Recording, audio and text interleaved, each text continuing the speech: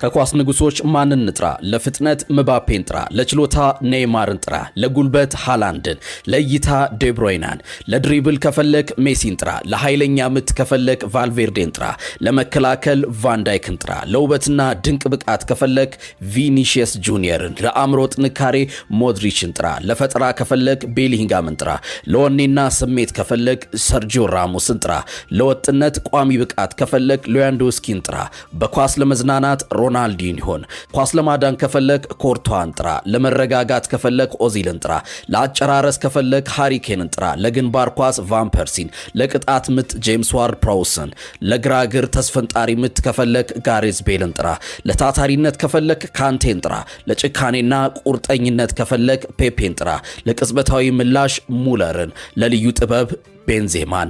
እነዚህን ሁሉ በአንድ ላይ ከፈለክ ግን የምንጊዜውም ታላቅ ተጫዋች የሆነውን ክርስቲያኖ ሮናልዶን ጥራ። እውነተኛ የሮናልዶ አድናቂ ይህንን አይቶ CR7 ብሎ አስተያየት ሳይጽፍ አያልፍም። ባዮ ላይ